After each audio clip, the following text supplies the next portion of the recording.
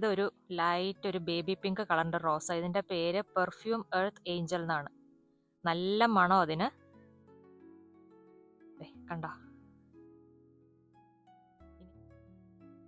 നല്ല ഭംഗി അത് കാണാൻ. നല്ല കൊലയായിട്ടുണ്ടാവും. അത്യാവശ്യം വലുപ്പമുള്ള പൂക്കളാണത്. അപ്പോൾ ഇതാണ് പെർഫ്യൂം എർത്ത് ഏഞ്ചൽ. ഇത് പിന്നെ മൂൺലൈറ്റ് ഇൻ പാരീസ് എന്ന് അതിൻ്റെ പേര്.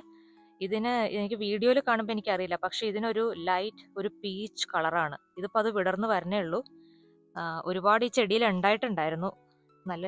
നല്ല ഷേപ്പുള്ളൊരു പൂവ് കാണുന്നില്ല. പക്ഷെ ഇതിനും അത്യാവശ്യം മണമുണ്ട്. എന്നാലും നല്ല ഭീകരം മണമില്ല. അതും ഒരുപാട് പൂക്കളുണ്ടാവുന്ന ഒരു വെറൈറ്റി. അത് ഒരു ലൈറ്റ് പീച്ചിഷ് കളറാണ് അത്. ഇത് നല്ല ഒരു റെഡ് റോസ. ഒരുപാട് വലുപ്പം വയ്ക്കണതാണ്. ഇതിപ്പോൾ എനിക്ക് തോന്നുന്നു സീസൺ കുറച്ച് തണുപ്പാവണതിൻ്റെ പേരിലാന്ന് തോന്നുന്നു. അത്ര വലുപ്പമായിട്ടില്ല. ഇതിൻ്റെ പേര് മിസ്റ്റർ ലിങ്കൺ എന്നാ. ഒരുപാട് പൂക്കളുണ്ടാവും. പിന്നെ ഇതിൻ്റെ ഒരു പ്രത്യേകത എന്ന് പറഞ്ഞാൽ ഇതൊരു തണ്ടിൽ ഒരു പൂവേ ഉണ്ടാവുള്ളൂ. നമുക്ക് കട്ട് ഫ്ലവേഴ്സ് ഒക്കെ ആയിട്ട് ഉപയോഗിക്കാനായിട്ട് നല്ലൊരു ഫ്ലവറാണ് ഇത്. കൊല കുത്തി ഉണ്ടാവില്ല അത്, പക്ഷെ ഒരുപാട് പൂക്കളുണ്ടാവും. ഇവിടെ ഒരെണ്ണം കുഴിയാറായി നിൽക്കണുണ്ട്. അപ്പോൾ ഇന്നിപ്പോൾ ഇത്രയും പൂക്കളാണ് ഉണ്ടായിക്കണം. ഒരുപാട് റോസുകളുണ്ട്, പക്ഷെ ഇപ്പോൾ പൂക്കൾ ഉണ്ടായി നിൽക്കണ ഇതേ ഉള്ളൂ. ഇതൊരു ചെറിയ റോസ. ഇത് പക്ഷെ ഒരുപാട് കൊലകളായിട്ട് ഉണ്ടാവും. അതേ കണ്ടോ, അതിനകത്ത് ഒത്തിരി മുട്ടുകളുണ്ട്. ഇത് ഒരു വൈറ്റ് ഡ്രിഫ്റ്റ് ആണ്. ഇത് ഒരു കോറൽ ഡ്രിഫ്റ്റ് റോസാണ്. ഇതും ഒരുപാട് ഇങ്ങനെ ബഞ്ചസ് ആയിട്ടാണ് ഉണ്ടാവുക. പക്ഷെ എപ്പോഴും പൂക്കളുണ്ടാവും. അതായത് നമ്മളിപ്പോൾ ഇതൊന്നും ഞാൻ കട്ട് ചെയ്ത് കളഞ്ഞിട്ടില്ല, പക്ഷെ ഞാൻ ഇത് കട്ട് ചെയ്ത് കളഞ്ഞു കഴിഞ്ഞാൽ വീണ്ടും പുതിയ നാമ്പുണ്ടായിട്ട് ഇങ്ങനെ കണ്ടിന്യൂസ്ലി പൂക്കളുണ്ടാവും. പക്ഷെ അത് ഒരുപാട് വലുതാവില്ല. ഇതിപ്പോൾ പുതിയ ഒരു ബ്രാഞ്ച് വന്ന് അതിൽ മുട്ടിട്ട് നിൽക്കണതാ. പക്ഷെ നല്ലൊരു റോസ, എപ്പോഴും പൂവുണ്ടാവുന്നത് കൊണ്ട്. ഇത് പെർഫ്യൂം ബ്രീസ് എന്ന് പറഞ്ഞിട്ടൊരു വെറൈറ്റിയാ. ഇത് ക്ലൈംബിംഗ് റോസ. അതുകൊണ്ട് തന്നെ കണ്ടാലറിയാം. കണ്ടോ, അതിനൊരു ഇങ്ങനെ വള്ളി പോലെ അതുണ്ടാവും. അപ്പോൾ നമുക്കിങ്ങനെ എന്തെങ്കിലും ഒരു താങ്ങ് വെച്ച് കൊടുത്തു കഴിഞ്ഞാൽ അത് പടർന്ന് കയറിക്കോളും. അത് ഇതുപോലെ കൊലകളായിട്ടുണ്ടാവും. ചെറിയ പൂക്കളായിരിക്കും. നമ്മുടെ നാട്ടിൽ പണ്ടുണ്ടായിരുന്ന ഒരു പനിനീർ റോസ് എന്ന് പറഞ്ഞിട്ട് ഇതുപോലെ കൊലയായിട്ടുണ്ടാവണം. അത് തന്നെയാണെന്ന് എനിക്ക് തോന്നണു. പക്ഷെ നല്ല മണമാണ്. പിന്നെ ഇത് നോക്കിയേ, നമ്മുടെ നാട്ടിൽ കയ്യുണ്യമില്ലേ, നമ്മൾ എണ്ണ കാച്ചാനൊക്കെ എടുക്കുന്നത്. അത് ഞാൻ നട്ടതൊന്നുമല്ല, പക്ഷെ ഇതെങ്ങനെ ഇവിടെ വന്നേന്ന് എനിക്കറിയില്ല. ഞാനത് കളയാണ്ട് നിർത്തിയേക്കുക.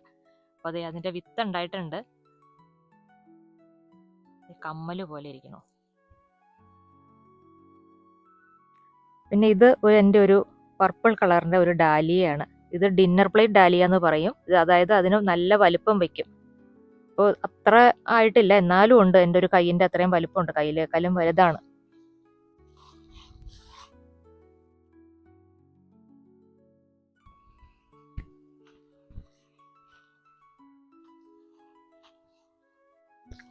പിന്നെ അതുപോലത്തെ തന്നെ ഇതൊരു പിങ്ക് കളറിൻ്റെയാണ്.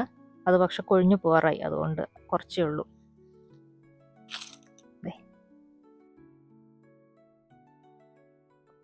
പിന്നെ ഈ ഒരു ചെടി കണ്ടോ, ഇതിൻ്റെ പേര് ഹോളി എന്നാണ്. അതൊരു ക്രിസ്മസ് ട്രീയുടെ പോലത്തെ ഒരു ഷേപ്പിൽ നമുക്കത് വെട്ടി നിർത്തിയാൽ കുറച്ചും കൂടെ നല്ല ഭംഗിയായിരിക്കും. ഇതിനകത്ത് ഇതുപോലെ കുഞ്ഞു കായകളുണ്ടാവും. ഇത് ഒരു വിന്റർ സീസൺ, അതായത് ഒരു ഡിസംബർ ഒക്കെ ആകുമ്പോഴത്തേക്ക് നല്ല റെഡ് കളറാവും. നല്ല ഭംഗിയും മരം കാണാം. പക്ഷെ പിന്നെ ഒരു കുഴപ്പമെന്ന് പറഞ്ഞാൽ ഇതിൻ്റെ അടുത്തേക്കൊന്നും പോകാൻ പറ്റില്ല. ഇതിൻ്റെ ഇല കണ്ടോ, ഇതിങ്ങനെ സൈഡിൽ മുള്ളു പോലെ ഉണ്ടാവും. നന്നായിട്ട് നമ്മുടെ മേത്ത് കൊള്ളും അത്. ഇതിൻ്റെ കായ്കളൊക്കെ വിഷമെന്ന് കേട്ടിട്ടുണ്ട്. അത് കഴിക്കാനൊന്നും കൊള്ളില്ല നമുക്ക്. പക്ഷെ നല്ല ഭംഗിയാണ് അതിൻ്റെ ആ ഒരു ഷേപ്പും.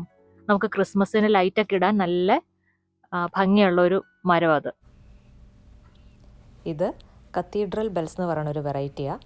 നല്ല ഒരു പിങ്ക് റോസ, നല്ല ഫ്രാഗ്രൻറ്റുമാണ്. അപ്പോൾ വീണ്ടും ഒരു വീഡിയോ ആയിട്ട് പിന്നെ കാണാം.